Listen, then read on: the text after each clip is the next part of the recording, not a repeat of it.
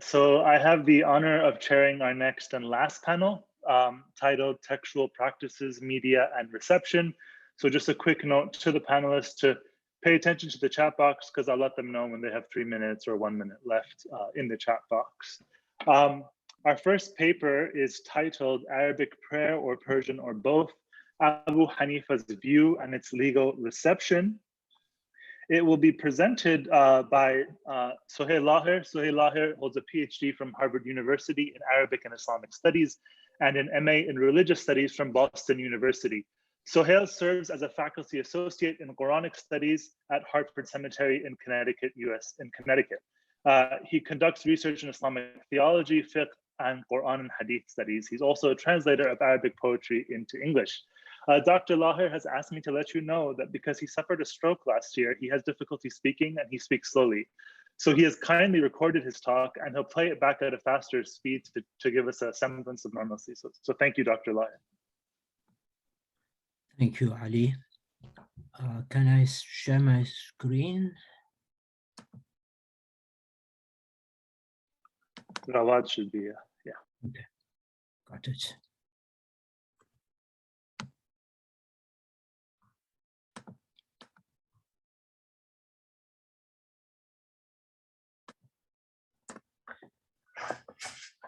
Okay, so since people are in different time zones and my paper is about Persian, I think I'll start with the Persian greeting, salam. In Chaucer's The Prioress's Tale, a chorister, little Persian, memorizes a Latin hymn to the Virgin Mary and then sings it every day, despite not understanding the words. The story illustrates how people can find a foreign language meaningful, even without comprehension. Chaucer was writing over a century before the start of the Protestant Reformation, which marked the rise of vernacular liturgy rather than using a dead language. In contrast, when early Muslim jurists were debating the use of the vernacular Persian for ritual prayer, salah, rather than the original Arabic Quran, Arabic was not only a living language, but also one which was arguably associated with prestige as the language of the conquering aristocracy. Nevertheless, it appears that the Arabs were living in a bubble, isolated from the cultural and religious forces of the conquered lands. And this was likely one of the factors which led to the emergence of the Shu'ubiyya in the second Hijri 8th CE century, a movement that denied privileged status for the Arabs and reached its peak in the 3rd, 9th century. This paper discusses the view of an early Iraqi Muslim jurist, Abū Ḥanīfa, eponym of the Hanafi Islamic legal school, who ruled that ritual prayer was valid if one performed the Quranic recitation in Persian, contrary to the view of the majority of legal scholars, fuqaha. Although Iraq at the time was largely Aramaic speaking, with converts to Islam adopting Arabic and some Christians in the West already having been Arabicized or Arabized. Nevertheless, there were other extensive regions of the Islamic Empire that spoke Persian. Abū Ḥanīfa was discussing the use of al-Farisiyya for Quranic liturgy, and it is worth noting that this is not necessarily synonymous with the early New Persian, which emerged in the 3rd to 4th or 9th to 10th CE centuries and rose to prominence as a written privileged vernacular in the 4th to 5th centuries Hijri. The Arabic Quran, of course, is central to Islam, but translation of the Quran is said to have started in the dawn of Islam with Salman, died 33 Hijri, an ethnic Persian who had moved to Arabia. As Islam spread beyond Arabia, there was increased attention as early as the 2nd Islamic century by multilingual Muslim scholars to translation of the Holy Book, as Travis Sardes's monumental work, The Vernacular Quran, discusses in detail. So moving on, Abū Ḥanīfa's view and possible precedent. Abū Ḥanīfa's ruling of the unconditional validity of recitation of the Quran in Persian, and similarly supplication and other liturgy, is attested in two foundational books of the Hanafi school written by his student Muhammad ibn al-Hasan al-Shaybani. Abū Ḥanīfa's two most prominent students, Abu Yusuf and Muhammad ibn Hasan, restricted the validity to the case of people who were not proficient in Arabic. The vast majority of other fuqaha ruled that Quranic recitation in Persian is not valid, and that someone who is incapable of the Arabic should substitute it with vernacular expressions of praise for God. Abū Ḥanīfa also ruled that a state of ritual purity, wudu, is required to recite not only the Quran, but also the Torah. I therefore agree with Zadeh's assertion that Abū Ḥanīfa appears to have had a pragmatic notion of scripture in which meaning was more important than form. I also agree with him that this permissive view was aligned with Abū Ḥanīfa's Murji'ite theological tendencies, and that a connection to the doctrine of the created or uncreated Quran is tenuous. Did Abū Ḥanīfa have any precedent for these anomalous views? Zadeh has said that the extent to which such juridical debates followed rather than established pre-existing practice remains to be seen. Later Hanafi sources mention that Salman the Persian, a companion of the Prophet Muhammad, wrote a Persian translation of the Fatiha, opening of the Quran, for Persian converts to use in their prayers until they became accustomed to Arabic.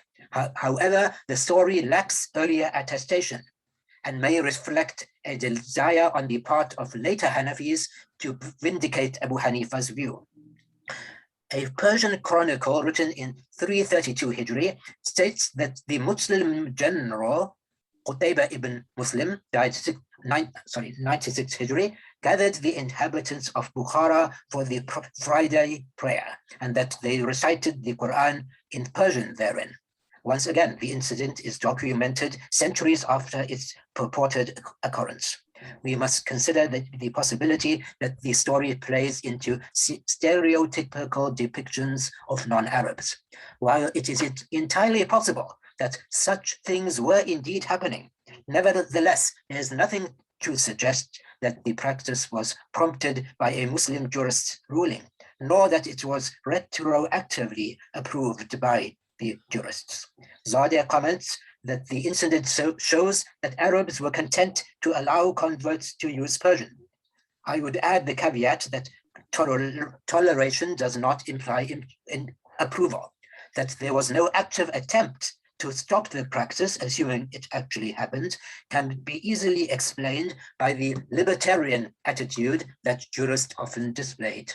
So I proffer that it is unlikely that Abū Ḥanīfa's view was rooted in precedent.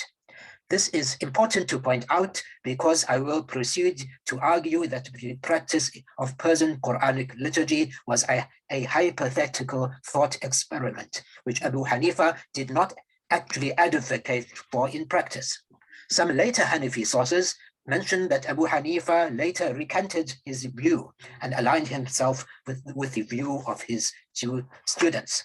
Abu Zahra, in his critical biography of Abū Ḥanīfa, inferred that the recantation is consistent with Abū Ḥanīfa's milieu, in that the increasing numbers of non-Arab Muslims might have needed temporary accommodations for their performance of the prayers, even though the recantation is not mentioned in the authoritative Hanafi books.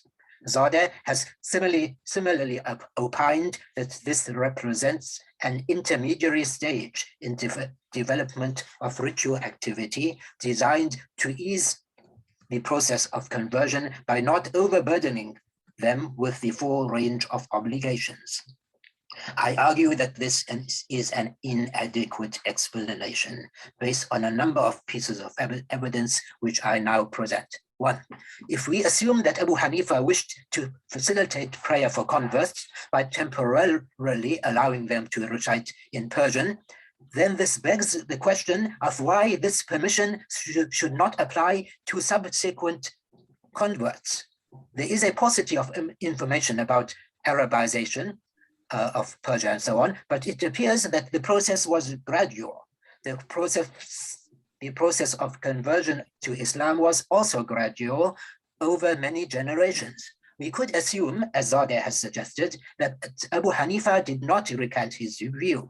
Indeed, the recantation is not contained in the more famous books of Zahir al-Riwayah, and Sarakhsi, died 483, makes no mention of it. Rather, we can imagine that later Hanafis became increasingly uncomfortable with the anomalous view, and under pressure to conform with the majority, they stopped advocating for it and invented the story that Abū Ḥanīfa recanted.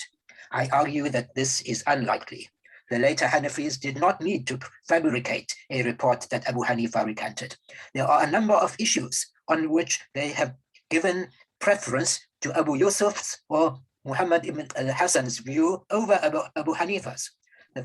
The fact that we cannot find earlier attestation of the recantation can easily be attributed to the explanation that the earlier sources did not survive. Indeed, there are few Hanafi books surviving from before the 4th century.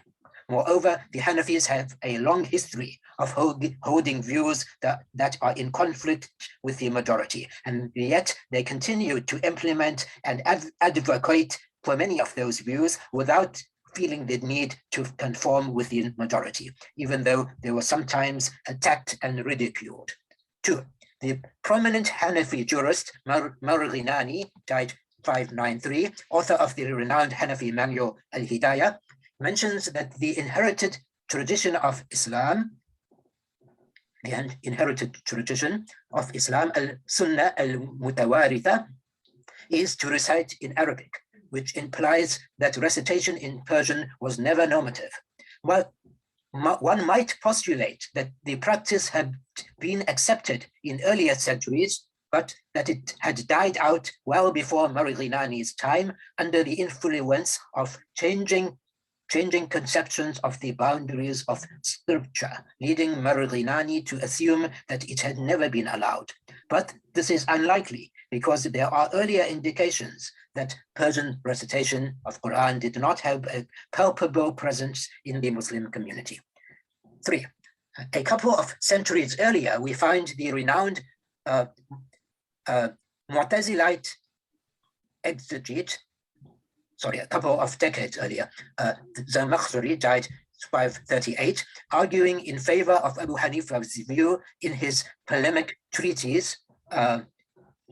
Yet when we turn to another book of his exegesis of the Quran, we find him commenting that Abū Ḥanīfa's permission to recite in Persian is effectively moot because it is impossible to capture the meaning of the Quran in Persian. Indeed, as Zadeh has observed, the earliest Persian translations of the Quran demonstrate paraphrastic expansion, which necessarily makes it very difficult to distinguish where a translation ends and commentary begins. 4th, but it is possible that Zamakhshari was reinterpreting the early Hanafi view under the pressure of the developing doctrine of Ijaz, inimitability of the Quran. I argue that against this possibility because we find a still earlier attestation. 2 centuries before Zamakhshari, Abu Layth al-Samarqandi, died 376, in his Nawazil, in spite of living in the Persian-speaking Balkh, advocates that one who cannot memorize the Qunut supplication should learn an abbreviated version in Arabic, rather than substitute a Persian translation. Yet, in another book of his fiqh manual, he presents Abū Ḥanīfa's standard view. This is quite comprehensible once we realize that his fiqh manual, the Uyun al-Masail, is a general fiqh book which includes discussion of hypothetical issues, whereas the Nawazil contains actual fatwas reflecting on-the-ground practice. A similar explanation, drawing on the difference between genres, allows us to explain Zamakhshari's stance. He effectively rejects Abū Ḥanīfa's view in his tafsir, a book intended for a more general readership, whereas he argues in favor of it in his book on juristic polemics. The latter genre served a purpose akin to the gymnastic use of Aristotelian dialectic and was essentially divorced from practice. Legal theory also served a similar purpose. Thus, I proffer that Sarakhsi's arguing for Abū Ḥanīfa's view in his usul does not imply that he endorsed acting on the view. As time went on and the Hanafi school became increasingly routinized and specialized, eventually seeing the rise of the Mukhtasar genre and fatwa manuals, thus a later Hanafi, such as Marghinani, saw it appropriate to distinguish the thought experiment from the practical ruling, whereas the earlier Sarakhsi did not feel the need to do this. Fifthly, 2 generations before Abu Layth, we have Abu al-Qasim al-Saffar, died 326, saying that silence is preferable to incorrect Arabic recitation. Note, he does not even entertain the option of reciting in Persian, once again illustrating the gap between hypothetical legal discussions and actual practice. This still leaves the possibility that Persian recitation was practiced in the 2nd and 3rd centuries. Extrapolating from what we have discussed or discovered above, I would suspect that it was not. But given the paucity of written sources from this period, we cannot know for sure. It is possible, even likely, that there were indeed some early Hanafi scholars who supported the practice, but these were likely marginal voices. Indeed, as late as the 17th century CE, Common Era, we find a trilingual Greek Hanafi attempting to empower Greek Muslims living under Ottoman rule by advocating for performing Quranic liturgy in Greek. Yet even here, we lack information about the extent to which this was actually carried out in practice. It is also possible that individual Muslims practiced Persian liturgy in private, both in the first 3 centuries and in 17th century Greece.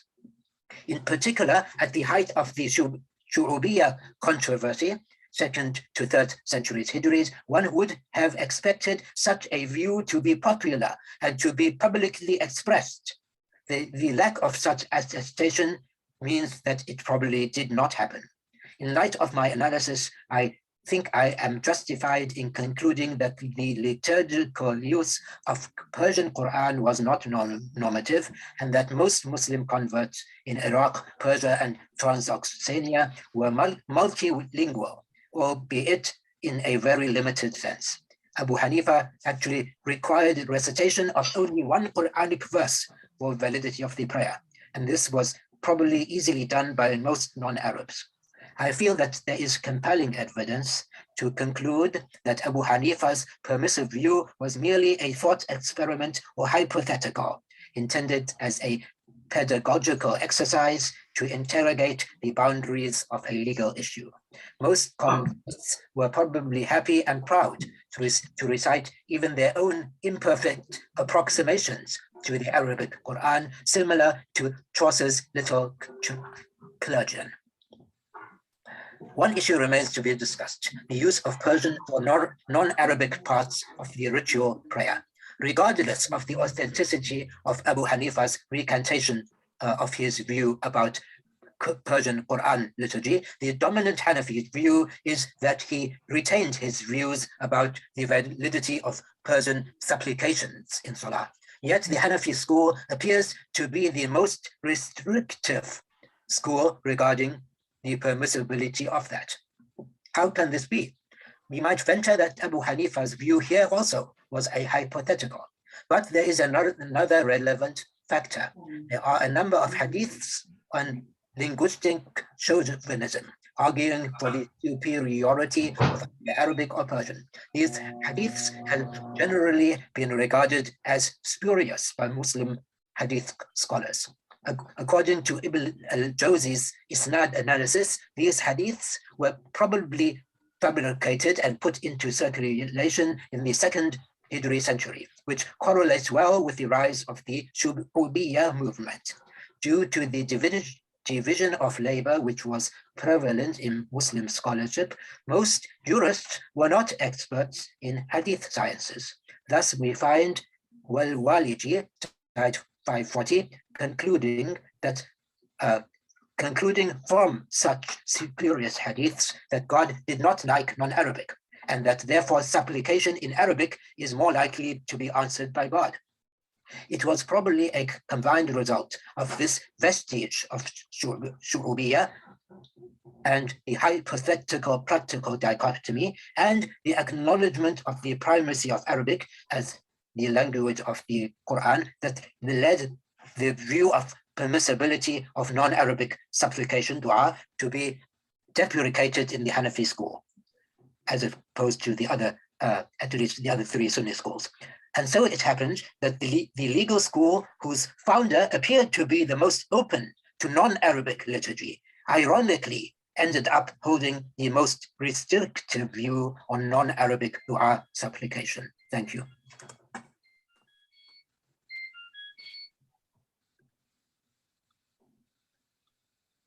Thank you so much, Dr. Lahir. That was perfect and perfectly on time. So thank you so much. For those who have questions, we just ask that you hold your questions until the end of the panel. But if you want to start putting them into the chat box now, feel free to. Our next talk is titled Sheikh Nuruddin's Koshur Quran, Trans-linguistic Poetry of a 14th-Century Kashmiri Saint, and it will be presented by Fayaz Dar and Zubair Khalid. Zubair Khalid is a Maulana Azad National Fellow at the Center for Historical Studies in the School for Social Sciences at JNU in New Delhi, where he is currently working on his PhD thesis on aspects of early modern Kashmiri state and polity and its various textual and material manifestations under the Kashmiri sultans before the Mughal overtake of Kashmir. He also completed his MPhil there, as well as an MA in history from the University of Hyderabad. His research interests broadly lie in aspects of pre and early modern Kashmir. Fayaz Dar is an assistant professor of history in the Department of Higher Education in Jammu and Kashmir, India. He has studied history in Kashmir at JNU in New Delhi and at the University of Hyderabad. He has also taught history at the Central University of Kashmir, Delhi University, and Maulana Azad National Urdu University in Hyderabad. His research specifically focuses on the Rishi movement in indigenous Sufi silsila of Kashmir, as well as the founder of this order, Sheikh Nuruddin or Nund Rishi.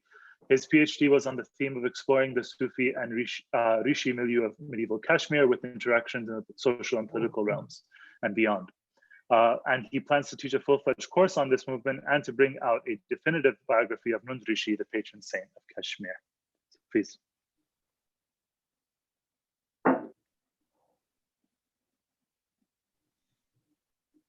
You're muted right now. Yeah.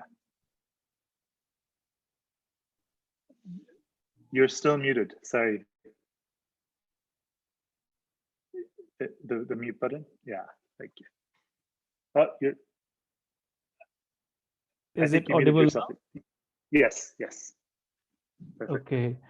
Well, thank you, Dr. Ali, and thank you, Hany, for this wonderful opportunity. My colleague Zubair and me, I'll be presenting. We're both here, and this paper basically, which is titled as Sheikh Nuruddin's Koshur Quran, Trans-linguistic Poetry of a 14th-Century Kashmiri Saint. I'll just have a brief introduction to what we will be presenting and then go in a bit of detail. This paper will attempt to analyze aspects of multilingual practices, more specifically the use of Quranic ideas, themes, terms, ayat, and anecdotes in the mystical poetry of a 14th-century Kashmiri saint, Sheikh Nuruddin, born around 1378 and died around 1440. This is in Kashmiri language. Considered to be one of the most significant figures in the religious and literary history of pre-modern as well as modern Kashmir, and labeled as the greatest sage of his time by the 15th century Sanskrit chronicler of Kashmir, Jonaraja. Nuruddin has been credited as the founder of an indigenous mystical order known as the Rishi Silsila. Rishi generally associated with Hindu faith, but Silsila with Sufism. So there's a blend here. Much before the time of Nuruddin's birth in the late half of the 14th century, a significant Muslim presence was already established on the frontiers of Kashmir Valley. That's it. Thus, Kashmir already had personalities such as Bulbul Shah, the earliest Muslim missionary who is said to have traveled from what used to be called as Turkestan, and Sayyid Ali Hamadani, who is often labeled as Bani Islam or the founder of Islam in Kashmir. However, what set Nuruddin apart from these prominent Sufi figures was the fact that he was born and raised in Kashmir itself, and his poetic verses known were said in the vernacular Kashmiri language itself, of which he is regarded as the first major proponent. Along with his senior contemporary female mystic, Lalded, the verses of Nuruddin form the earliest major exposition of Kashmiri language across genres, that's prose and poetry and other things. In his poetry composed in Kashmiri language, Nuruddin incorporated Quranic terms and themes, both pre-Islamic as well as from the Islamic times, as well as direct references to Prophet Muhammad's history in Arabia. Besides references to Quranic stories of historical figures such as Noah, Ibrahim, Firaun, and Shaddad, Nuruddin's verses also mentioned contemporaries of Prophet Muhammad, his uncle Abu Talib, and Abu Jahl. More interestingly, Nuruddin directly incorporated Quranic ayat or parts thereof in their original Arabic language form itself into a distinctly Kashmiri genre of poetry, a genre otherwise dominated by the Sanskritic idiom. No wonder his poetry has been reverentially described as Koshur Quran, that is the Quran in the Kashmiri language. In addition, Nuruddin referred to some prominent Islamic personalities such as the 9th century Persian mystic Mansur al-Hallaj and the 13th century Persian poet Jalaluddin Rumi. Following this, it has been argued here that Nuruddin's poetry formed a significant trans-linguistic and by extension a cross-cultural intervention which significantly impacted the manner in which Kashmiri language and culture came to be developed in the pre-modern times. Now, before we proceed, I'll give a brief introduction of or location of the region of Kashmir Valley. Kashmir Valley is generally located in the northern part of Indian subcontinent, deep inside the Himalayan mountain ranges. It has a population of around 8 million, majority of which is by now Muslim by faith. By 14th century CE, Kashmir had already been incorporated into a number of political entities which controlled areas of North India and Central Asia. By the start of the first millennium, if we go a bit back, Kashmir was involved in a range of religious and commercial exchanges with a number of its neighboring regions. It has been argued that Kashmir is better seen as a frontier zone between the surrounding regions of Persia, Central Asia, and India, and more recently, a borderland between different imperial polities. In contrast to this, some have sought to place Kashmir more firmly within the Sanskritic and Indic cultural sphere of North India, citing a long history of Kashmir's wide-ranging connections with areas to its south, while at the same time emphasizing aspects of a regional Kashmiri identity. Sheikh Nuruddin was born in 1377-78 in the southern part of the Kashmir Valley in a small village called as Ki Jogipura, in a family which had recently migrated from another region or a valley known as Kishtwar. Soon after his marriage, Nuruddin is said to have left his family and spent considerable time in solitary meditation and then traveled across Kashmir. A number of places in Kashmir commemorate different aspects of his life, including his place of birth and death and meditation. The religious landscape of the valley is dotted with a number of such sites. Nuruddin died around 1440 and is buried at a place called known by that time as Srar, now known as Srar-e-Sharif or the Holy Srar, and is revered as one of the most prominent Sufi shrines in the Kashmir Valley. Nuruddin is also seen as the founder of a local branch of Sufism called as Rishi order, which sought to combine in its practices the locally prevalent Buddhist and Hindu devotional elements with their Islamic counterparts. A number of Perso-Arabic works detail Nuruddin's association with a number of his contemporary prominent Islamicate personalities, even as there are hints of tensions amongst them. The Persian work, Tariq-e-Said Ali, which was composed around 1560, to commemorate the arrival of Sayyid Ali Hamadani to Kashmir in 14th century, has a detailed account of Nuruddin and his followers. Described in very high terms, the Tariq recounts his miracles performed in presence of Ali Hamadani's son, Mir Muhammad Hamadani. Another section details the life events of no less than 17 of his followers or disciples, all described as having attained high spiritual status and performing a range of miracles. A similar account of his followers in a slightly earlier work known as Chilchilatul Arifin, which was written around 1574, a Persian language hagiography written in honor of the 16th century Sohrawardi Sufi saint Sheikh Hamza Makhtoom, describes the followers of Nuruddin also having attained high spiritual status, even as they are simultaneously claimed as having been trained under Sheikh Hamza. Written by another disciple of Sheikh Hamza, namely Baba Dawood Khaki, Dasturul Salikin details how Sheikh Hamza would visit the graves of Nuruddin and his followers for attaining spiritual merit, while describing Nuruddin as a follower of the Hanafi school of thought and an Uwaisi, that is a follower of Uwais al-Qarni, the eponymous founder of the Uwaisi Sufi order. Significantly, the text also points out the merits of Nuruddin's Kashmiri language verses, praising them for their discourses on moral and religious subjects. In his poetic verses, composed in the vernacular Kashmiri language, Nuruddin seems to have successfully negotiated the relation between his local Hindu-Buddhist past on the one hand and his Islamicate connections on the other. Thus, besides references to the Prophet of Islam and the founder of the Rishi order, mention of prominent Islamicate personalities like Uwais al-Qarni, Ibn al-Arabi, Maulana Rumi, Nuruddin included a number of local and possibly non-Muslim saints within the genealogy of the Rishi order. Nuruddin basically wrote a long poem where he described his genealogy, his Sufi genealogy, and brought it back to the Prophet Muhammad himself, calling him the first Rishi, Awal Rishi, Ahmad Rishi. It's like this. It goes till the end, where Nuruddin himself brings in that genealogy. Nuruddin's negotiation between the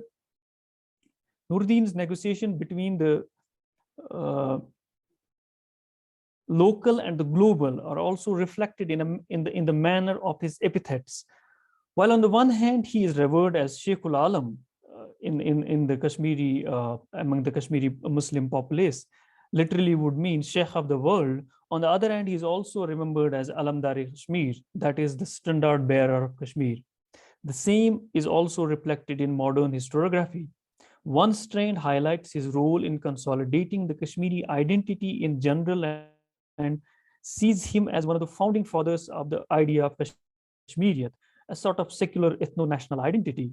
The other emphasizes his role in the consolidation of the Kashmiri Muslim identity in particular. The story of Spirit of Islam in Kashmir usually started with reference to the arrival of Sayyid Sharfuddin Abdur Rahman Turkistani, a disciple of the famous 14th century Persian Sufi saint Shah Ni'matullah Wali.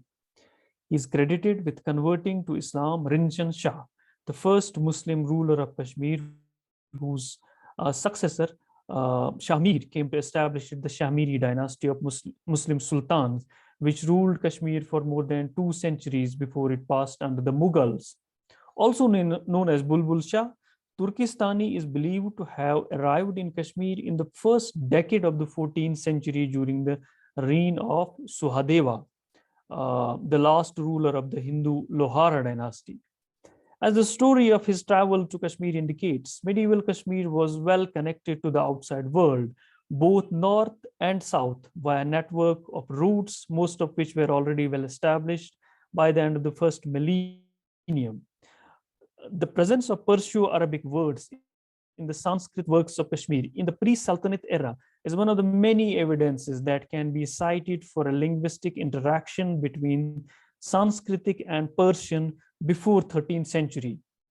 A large portion of some of the earliest surviving Persian works from pre-modern Kashmir is in fact in Arabic language itself, in the form of direct quotes from some of the most famous Arabic texts of those times, including works on Quran and Hadith commentary and exegesis, fiqh and Sufism.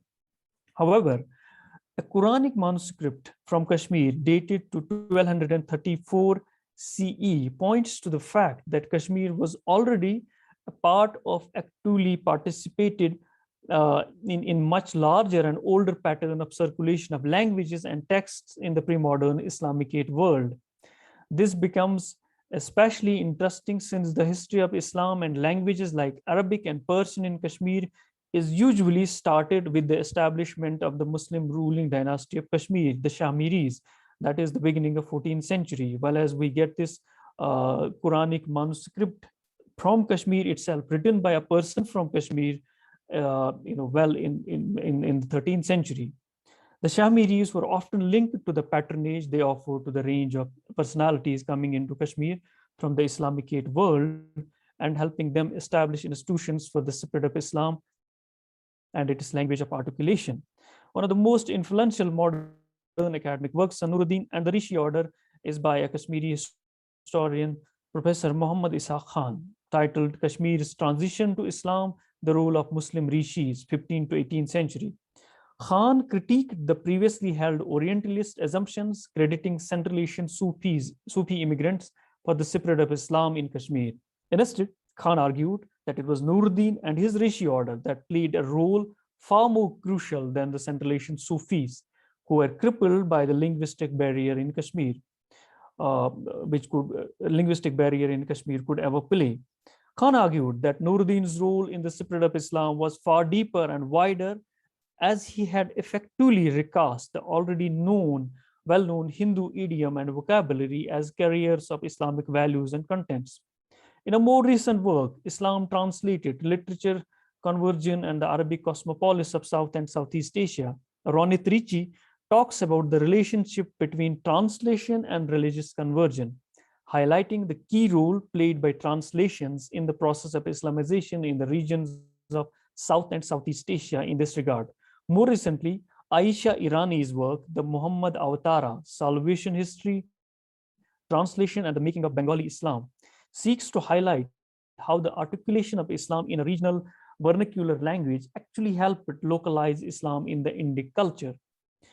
Following Professor Ishaq Khan, Ronit Ricci, and Irani, it is here argued that it was by translating a range of Islamicate ideas and images from Arabic and Persian into the vernacular Kashmiri language poetry that Nuruddin played a crucial role in the spread of Islam in Kashmir.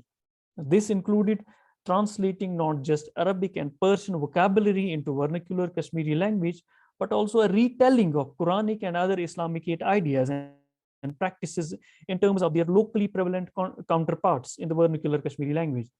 Among these was the use of imageries of local agricultural practices, implements, festivals, and seasons in the Kashmiri language.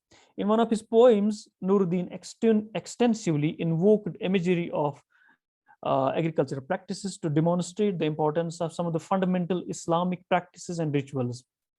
In his poetry, Nuruddin incorporated a number of Quranic themes, ideas, and rituals in their original Arabic form into the Kashmiri language verse, along with a number of personalities and events.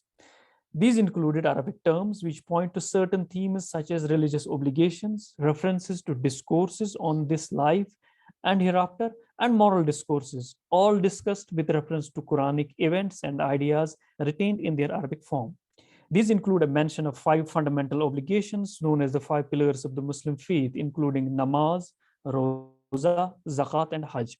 The verses demonstrate their importance in terms of local exemplars taken from the Kashmiri language. Thus, for instance, obligatory prayers are described in terms of their importance of their corresponding examples from the local agricultural calendar. One of the more famous poems in this regard is the Gongul Nama, which seeks to demonstrate the importance of ritual practices and other ideas in terms of the local agricultural imagery. A detailed comparison between these rituals and their components on the one hand and a corresponding agricultural imagery on the other is a prominent feature of this poem. For instance, the nafs, that is the ego, is compared with the hakhur, that is the block, the uncontrolled block basically, which needs to be controlled by the mur, that is the stick, of the faqa, the fasting. Components of the Islamic prayer ritual, the salat, such as ghusl, the ritual bath, and taharat, the ablution, niyah, the intention to starting the prayer, and the qira, the recitation of Quran, are described in terms of different agricultural equipments and practices. For instance, al-fal, the flowshare, is equated with ghusl and taharat, that is the bath and ablution.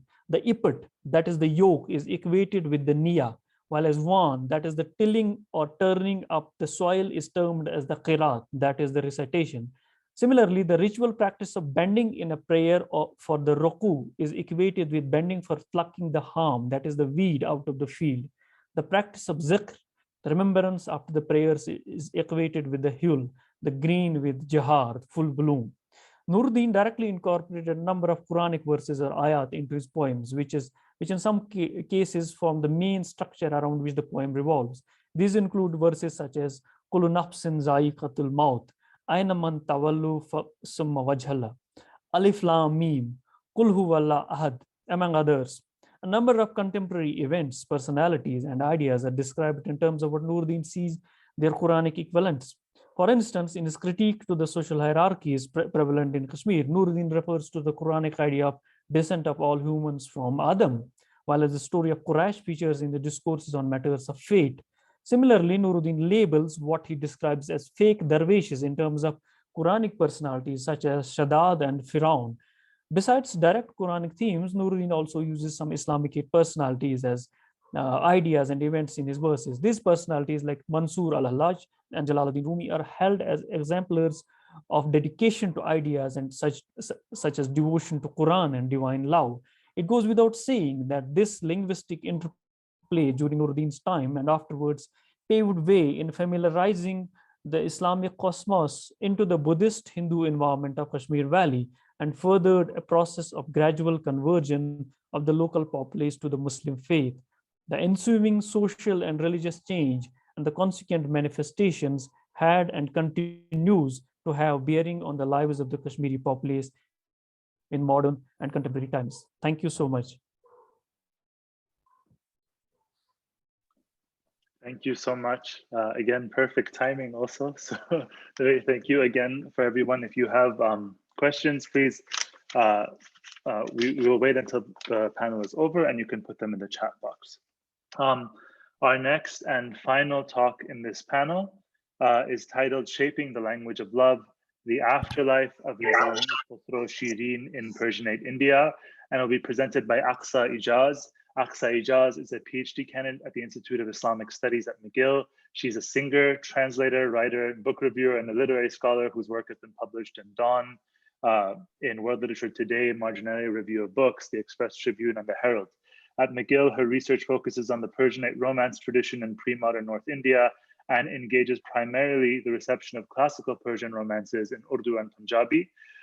Formerly, she was the American Institute of Pakistan Studies Junior Faculty Fellow at UNC Chapel Hill, and currently she teaches courses on Urdu language and literature at McGill.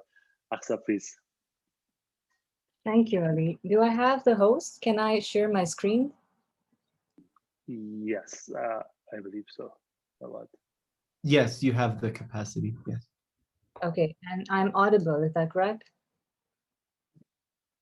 Okay, thank you.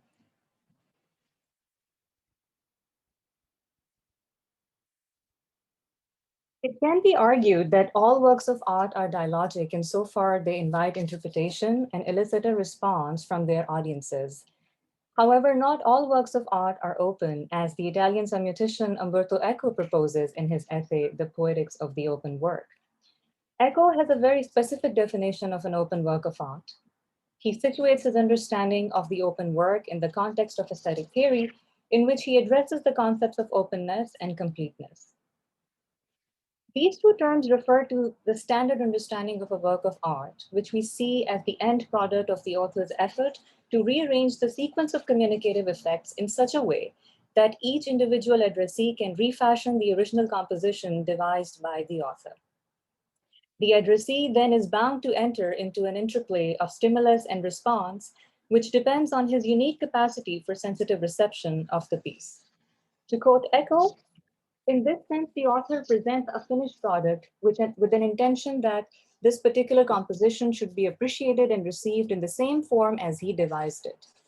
As he reacts to the play of stimuli and his own response to their patterning, the individual addressee is bound to supply his own existential credentials, his own unique sensibility, a defined culture, a set of taste and personal inclination and prejudices, unquote.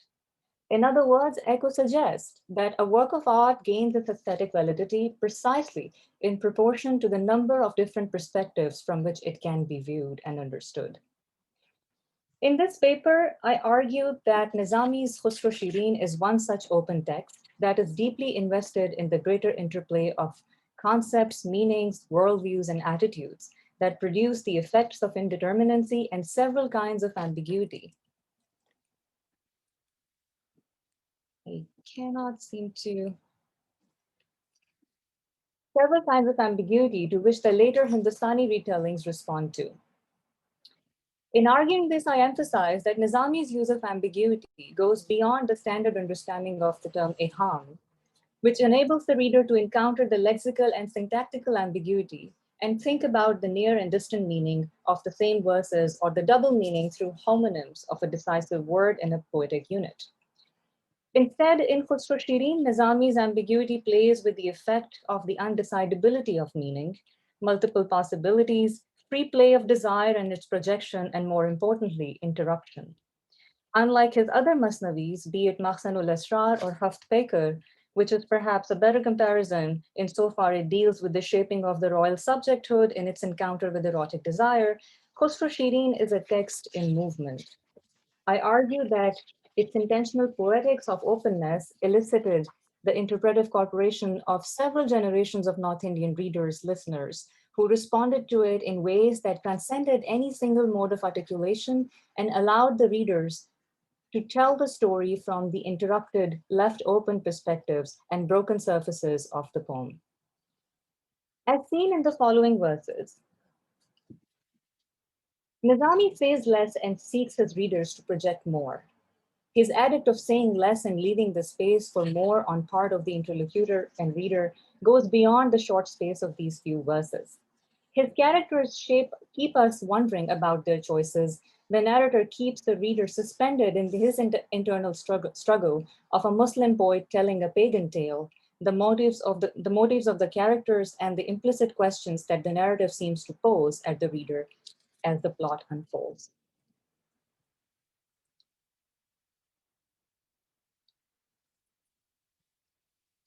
Nizami, unlike the persona in his other masnavis, doesn't prescribe in Khusro Shirin. Instead, he suggests and keeps his storytelling, at least in his implicit functioning, from imposing a single meaning. From using brevity and almost aphoristic mode of versification to prescribing the philosophy of less is more in the art of Sukhangui and multiplicity of interrupted erotic possibilities, it is several types of ambiguity and indeterminacy of effect that makes Nizami's Masnavi live on in its various afterlives in pre-modern North India, and for that matter, elsewhere. To use Eco's words again, a text that is as dynamic as Khusro Shirin conveys the idea of space being progressively dilated. The story of love that could have been told through a traditionally contained pragmatics of a powerful king falling in love with the headstrong woman of a far-off kingdom is made complicated when we see Shirin's transparent affection and, more importantly, her reverence for Farhad and his craft, who, unlike Khusro, doesn't tell but show his love for Shireen through his artistic labor. He cuts through the most difficult of the mountains and digs the proverbial milk channel or Jewish shade for her. Here, Nizami does something extraordinarily fascinating for a medieval poem. He introduces a love triangle in the story between Khusro, Shireen, and Farhad, and sets Farhad implicitly as a foil against all we have come to know about the unruly King Khusro, who at this point in the narrative is at the court of the Byzantine king and is getting ready to marry his daughter, Maryam. Shireen's rage and reproofs to the go-between Shapur, who's representing Khusro for Shireen, are sacred in intensity and most remarkable in their individuality. At this point, she comes to know the fickleness of Khusro, which we as readers were already made aware of through brilliant use of dramatic irony earlier in the poem. And this recognition takes the reader inside Shireen's mind and makes us understand the betrayal she feels because of Khusro. Her reaction and disapproval of her beloved's disloyalty reminds us of Fakhruddin Gorgani's 11th century character Viz, who, as we know, holds Ramin accountable for his disloyalty in a similar way. Be that as it may, here we see ambiguity at its best. All the love, desire, and yearning we see in Shireen for Khusro is now transformed into reverence, affection, and admiration for Farhad. Along with Shireen, the authorial voice seeks the reader's sympathies for Farhad's centering in this story. However, it doesn't come to pass for obvious reasons, and while Farhad and Shireen's love for each other is shown in full completeness of a minor plot, its interruption by Farhad's tragic death, triggered by Khusro's vicious trick, keeps it open in the sense a debate is open.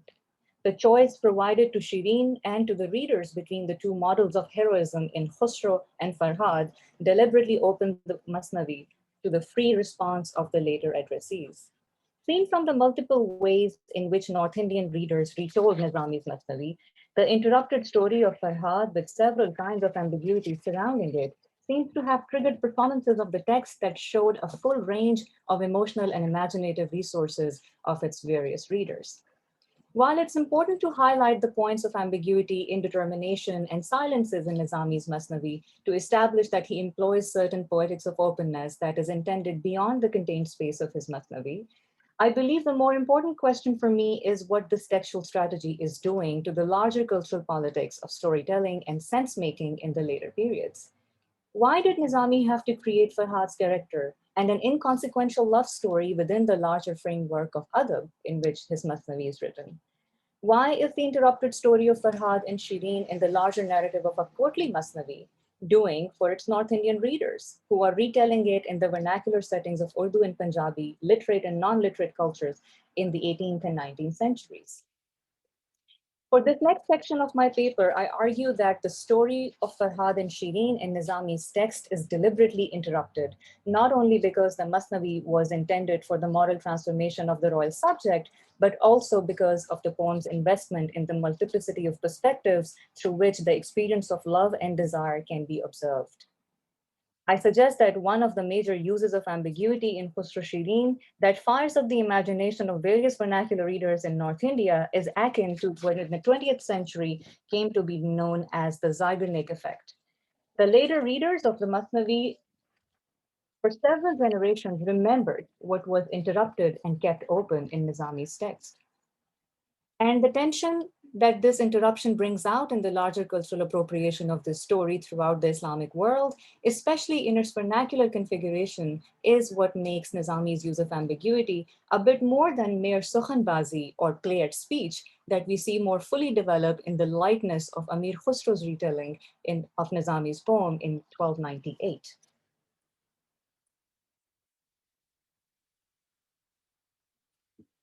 In the North Indian context, we haven't found any proof of vernacular retellings of Khusro Shireen prior to the mid-18th century. The exact date of its publication is not known, but the Punjabi poet Hashim Shah writes it sometime in mid to late 18th century. He was born and raised in Medina till the age of 18 and was well versed in Arabic, Persian, Hindi, and his mother tongue Punjabi. At this point, he's contemporary with the famous Punjabi poet Waris Shah, who is best known for his romance Heer, Not much credible information exists on Hashim Shah's professional affiliations to the court, but it is believed that he was associated with the court of Maharaja Ranjit Singh in some capacity. In any case, there are rarely any signs in his work that he was writing for a royal patron. By and large, in my view, his work is a critique of courtly practices and is reflective of the socio-political changes that we see taking place in Hindustan at this time. Hashim Shah's retelling is most probably the reason why Nizami's Masnavi gained more popularity in the vernacular settings of North India. The material cultural reception of the poem in the oral traditions of what is now Punjab and Balochistan in Pakistan are closer to Shah's retelling of the Masnavi and moves along with various versions of it in the larger vernacular memory. It is primarily because Shah tells the story in a distinctly vernacular idiom. On the one hand, he works with stock Persian imagery and symbolic systems, and on the other, uses Hindi, Urdu, Punjabi, and Perso-Arabic words in the space of a single couplet. In Shah's retelling, we also see that he is engaged in the larger vernacularization of Sufi poetics in North India at this time.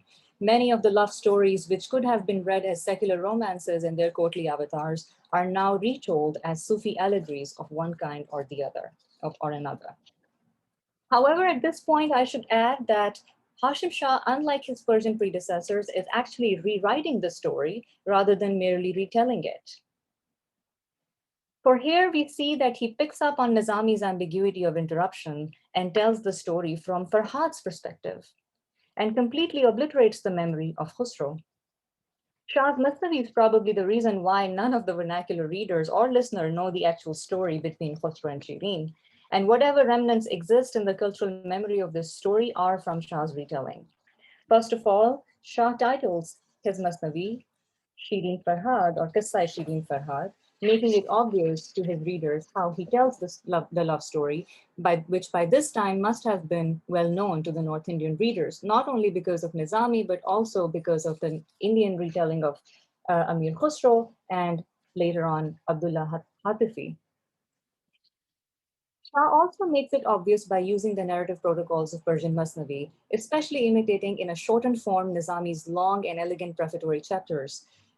While the istiqbal or imitation as a textual strategy is at work in Shah's Masnavi to highlight the poet's affinity with the larger world of Persian cosmopolis, he also breaks away from Nizami's self-contained world of courtly Masnavi and forms a distinctly vernacular character of the story by the juxtaposition of sublime and the ridiculous on the one hand, that's the characteristics of many Punjabi poets at this time, and by writing it for friends rather than a courtly patron.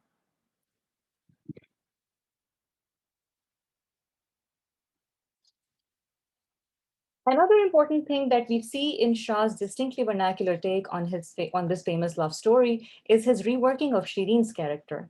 Most of you know that Shireen is one of the most strikingly original characters in classical Persian literature, for she is a woman who is blessed with the power of logos. She makes things happen by her words. She's raised by the all-female ruling tribe of Mahin Bano in Armenia and is free of domestic traps that women are subject to, as Nizami tells us. We see that, like his predecessor Firdausi, Nizami does not give us the paternal lineage of Shireen. In Shahnameh, there is a bit of ambivalence to her character and the absence of the paternal lineage, as we know that Khusro is stopped from several times from pursuing Shireen. In Nizami, however, this ambivalence seems to be neutralized to some degree, and we don't see any need felt by the poet to comment on her paternal lineage. Be that as it may, Shireen's character has survived in the Persianate literary memory as a wise, headstrong, and logos-driven woman without a father for centuries, and only in Shah's 18th century retelling, we see that not only she has a powerful father, but all her power of the logos is stripped away from her. Instead of a headstrong, independent, and famously argumentative heroine of Persian literature, she becomes the object of Farhad's desire almost by way of generic convention. Unlike Nizami, who shows us an elaborate picture of how Shireen is made to fall in love with Khusro by Shapur's strategically painted portraits of the king placed at several strategic locations in the garden she visits, not to mention the words Shapur uses to create imaginative descriptions.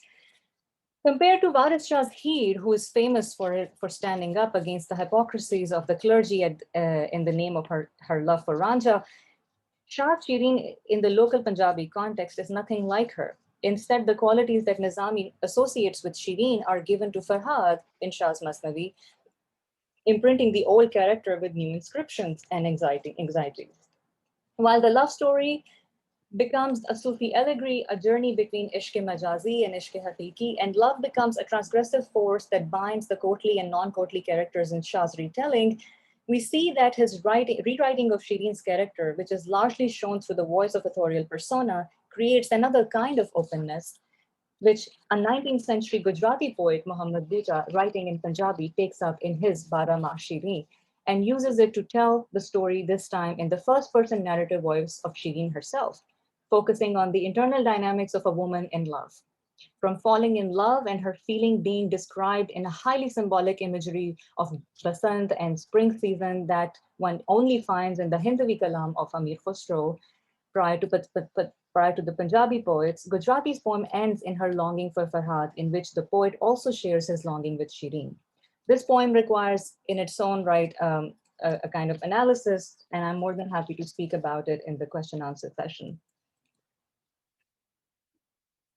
While Nizami's poetics of openness is more visibly found in the creative interplay of Punjabi poets writing in the 18th and 19th centuries, in Urdu, his Masnavi is retold as a form of redemptive remembrance, through which a waning order of Persianate poetics is brought to the forefront as a form of resistance.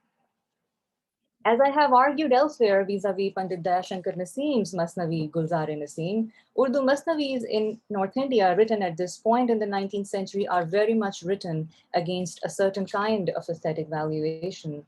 We know that the retellings of pre-modern romances that were commissioned by the Fort William College are an important reference for the poets writing in this period. For example, Naseem, who writes his Gulzar-e-Naseem in 1844, is very much writing in relation to a Fort William version of his story, which was essentially a prose rendition of Izzatullah Bengali's earlier version, retold first to teach the British officers at the college, but widely available to the popular public in the later decades. Naseem's Masnavi reclaims what he saw deliberately erased in the Fort William version of Nihal Singh Lahori. By implicit references that reclaim the classical Persian heritage of romance writing and explicitly stating that he is doing the double distill, do atisha, the existing Urdu version, Naseem writes his Masnavi as a form of redemptive remembrance in which he uses intertextuality almost politically and conjures up the memory of entire Persian tradition in the 19th century Urdu retelling of an Indo-Persian poem. He reclaims it not in the expressive declarations characteristics of a historian, but more so in terms of showing the formal and rhetorical phase through which he tells the story. However, his poetics of redemptive remembrance is more declaratively there in Munshi Gobind Prasad Faz's 1859 retelling of Nizami's Masnavi, when he retells it, that when he tells us that he is retelling this story because it's hard to understand Persian at this time. It's hard to know and understand Persian at this time, which is also used interchange Hindi, and since it is Hindi, he's going to retell the Persian Masnavi to suit the needs of the time. Right after when Faza gives us his reasons to write his retelling, he writes the next couplet completely in Persian. As you can see here, in Urdu Masnavi, there are these two lines that are completely in Persian.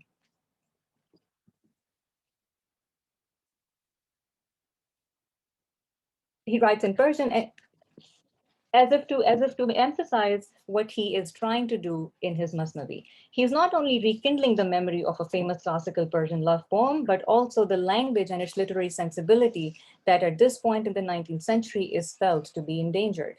Faza refers to Nizami by name, but also suggests a certain tension between the Persian poet whose poetry is so difficult, it's like thorns and must be turned into a bouquet of flowers.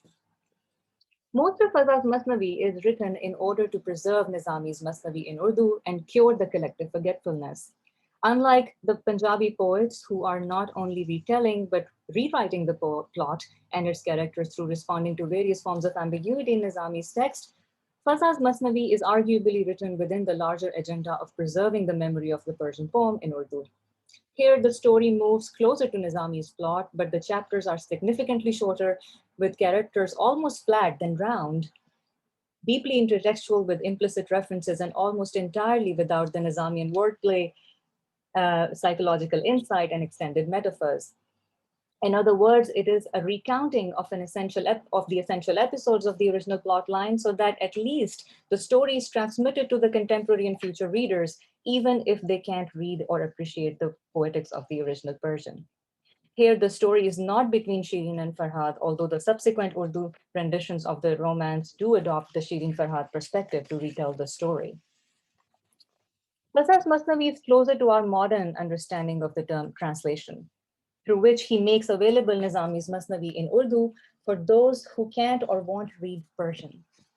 In the Punjabi versions of the poem, however, we see a freer engagement with Nizami's poetics of openness, whereas in the 19th century, the story did for different cultures in pre-modern and modern periods, and how the text transcended.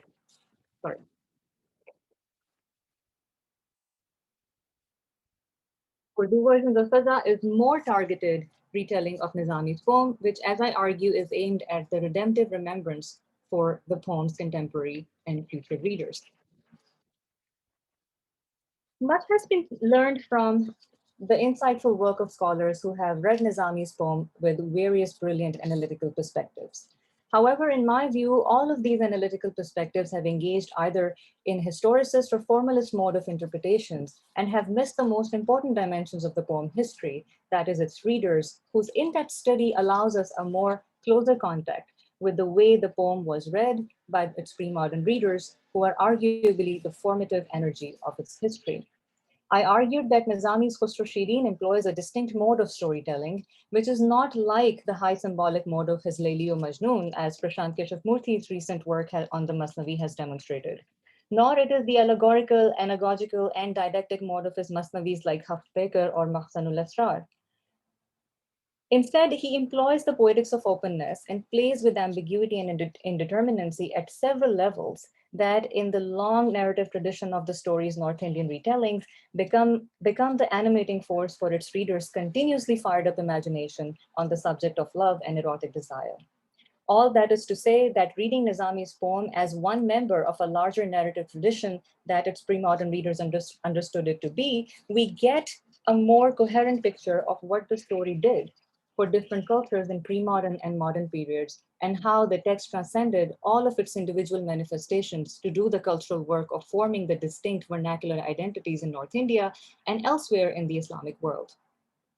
By reading the poem in terms of its emic reception in the later retellings, in this paper I propose a different method of reading Nizami's Masnavi, which allows us a rare glimpse into the way its pre-modern readers read it, but also how they negotiated a space for the human experience of love in the courtly and non-courtly settings alike. In this sense, we come to witness the clearest expression of personality in the pre-modern period, which carries the tradition forward by the poetics of translation Studi on the one hand, and creates the distinct vernacular identities away from it on the other. Thank you. Thank you so much for that. So we now have time for questions. And I see that there have already been questions that were asked in the chat.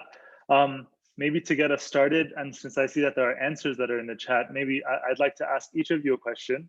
And then if you could sort of attach to it what you've already explained in the comments, if you'd like, no requirement. So thank you all for those amazing papers.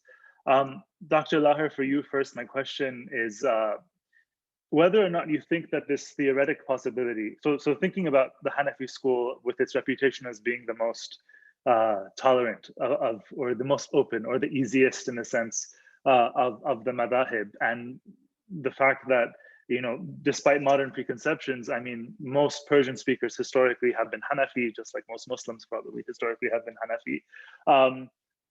to what degree do you think just the theoretical possibility would then contribute to the sort of liturgical sacred aspect that new Persian, the sort of child of this Middle Persian that Abū Ḥanīfa is referring to in the Quran, would have amongst Muslims in Asia, at least? So that question, and then for Dr. Dar and Zubair, my question is, it's wonderful seeing how the setting is changing. My question was on the formal aspect of these poetries. Do they have? Are there Kashmiri meters are there Koshur meters that they're using, or are they using the meters? Are they formally like ghazals and qasidas, or are they formally different than that poetry? And my last question for Aqsa Ijaz, thank you again for that really interesting talk. I have two questions for you, and hopefully quick. I don't want to take up too much time. I'm already taking up too much time, but also, can I just say I'd be betraying all the Sufis that I study if I didn't say that it's interesting that the last paper on the last panel is by someone whose name is Aqsa Ijaz on a multilingualism panel, right? The furthest limits of inimitability, right? Do you think that what it shows here is a response to the Shireen, the contemporary Shireen that was written in Punjabi, or do you think that Shireen is a response to here in terms of gender roles? And the second question is that, do you think that the 19th century, right, the Munshi's version of the story and its sort of more modern form of translation and sort of being more true to Nizami is influenced by his being a Munshi in a very different sort of Hindustan. And with that, I will switch off to you. So if Dr. Lahar, would you like to go first? Okay. Yeah, I think that this was probably seen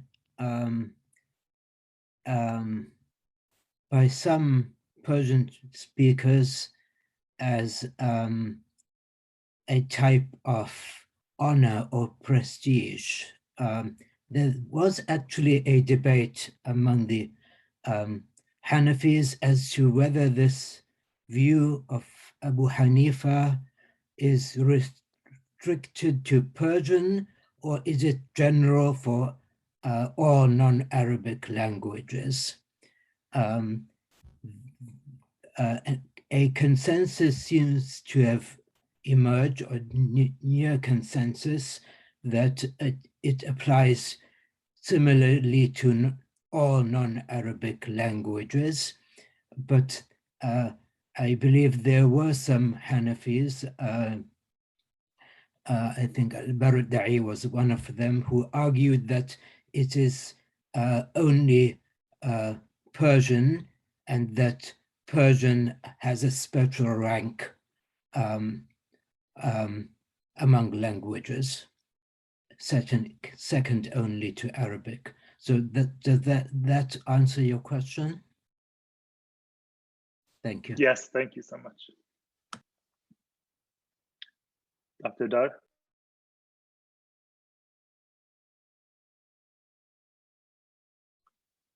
Zubair and Dr. Dar, would you like to answer?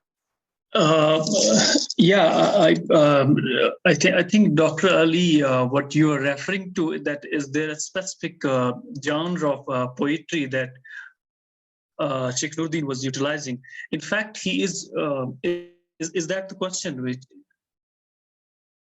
yeah, the formal, like what is it formally? What is its meter? What is its rhyme?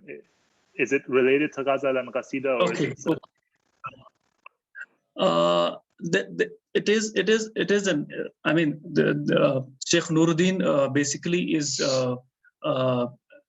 simultaneously the first Muslim major proponent of the Kashmiri language, as well as the founder of the indigenous Sufi silsila known as the Rishi silsila. So he utilizes this very poetical genre of conveying his message, which is known as Sheikh or Shuk. So there was already a genre utilized by his senior contemporary Lalden which is known as the Wah. So there was the broader ambience was mostly, I mean, Sanskritic, and Persianate generally, because Wah comes from Vakya, Shruk comes from Shlok, which is the Sanskritic word Slok, the Vedic verse. So, but over a period of time, the same Shruk then was used as a template for people who then later on wrote in the Kashmiri poetry, in Kashmiri language, in many other genres. But specifically, if we say Sheikh Nuruddin used this, very pithy, very meaningful short sentences in his poetry, which is generally, collectively referred to as the Shuk or Shrik. Some of his sayings are also recorded in the form of poems, which mostly people who wrote later on, they have composed them in their own versified form. So specifically, they would be more poems from the ideas would be of Sheikh Nuruddin, but the poems, poetical writings would be from the later chroniclers in the versified form. Yes, Kashmiri language then, of course, I mean, in the modern Kashmiri language is now we have ghazals, we have poems, we have afsana, qasida, masnavi, everything. I mean, it's almost a classical language by now. But specifically, Sheikh Nuruddin is regarded as the founder of this genre known as the Shuk, which was then utilized by many of the later people who in Kashmir who wrote in Kashmiri language. Thank you. Aqsa? Thank you, Ali, for these very interesting questions. For your first question, if Shireen is a response to Waris Shah's Heer, for that to answer, for that I'll have to establish a connection between Hashim Shah and Waris Shah, whether they knew each other, whether there was some kind, I'm sure they're reading each other in contemporary period, or at least the oral recitation is very much ubiquitous in the culture. So I can only speculate, because Waris Shah's Heer is very original in a sense because of the erotic component that it brings, which is not there in the Heer that is told by other Punjabi poets in the similar period or before the end of 18th century. Your other question about Faza's influence of Nizami, if it is there because he is a munshi. It may be because, I mean, yes, they are trained in the entire Persian tradition, and Nizami must have been a very important component in his pedagogy or in his learning. But in my view, I think there's something philologically, if you see through the text, we have no way of ascertaining any biological, any biographical information, but I think if you see philologically from within the text, there's a larger poet, he's trying to reestablish a pattern which is waning at this time.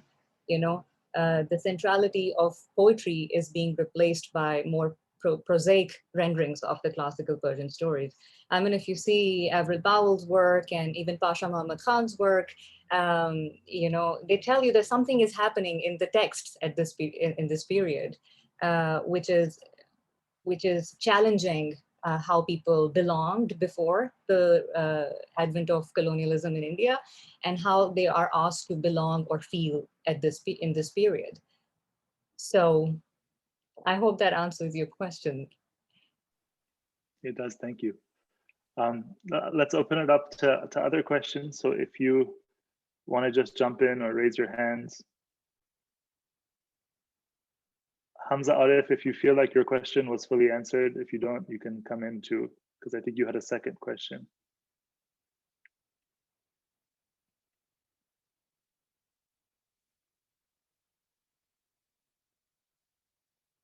Hany, I believe we have time, right? We have. Yes, I would like to ask Okay. Zubair again. So thank you very much for answering my question initially. But as a follow-up, I would like to ask whether, when you say that he doesn't talk about Om, but he talks about the Devas, so is there some kind of disconnection between supernatural imagery and then Vedic or Upanishadic philosophical terminology?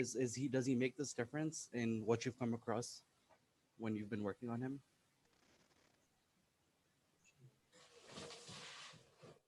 Shall I respond?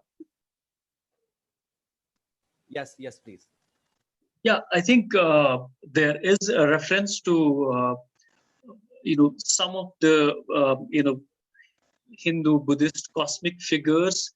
I mean, in the sense that they originated from this tradition, but then by the time of 14th, 15th century, they could be said more to have become a form, Kashmirized form. I mean, they were in a sense like they were known in Kashmir as they were already familiar in Kashmir.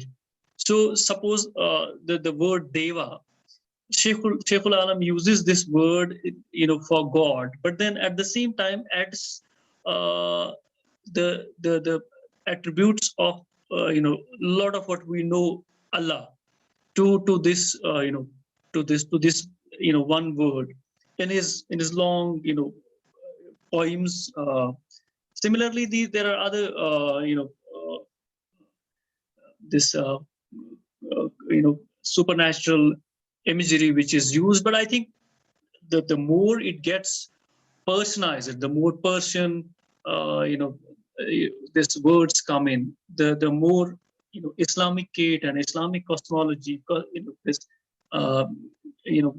gets increasingly prominent, and the more that the Hindu Buddhist is basically goes into background. Yeah, that's how the and because it was also recorded later on mostly by the Persian scholars. So I think that the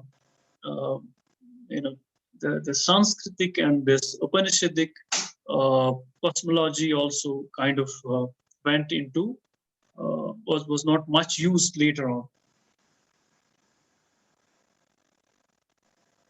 Yeah, Hamza, is that? Yeah, I think.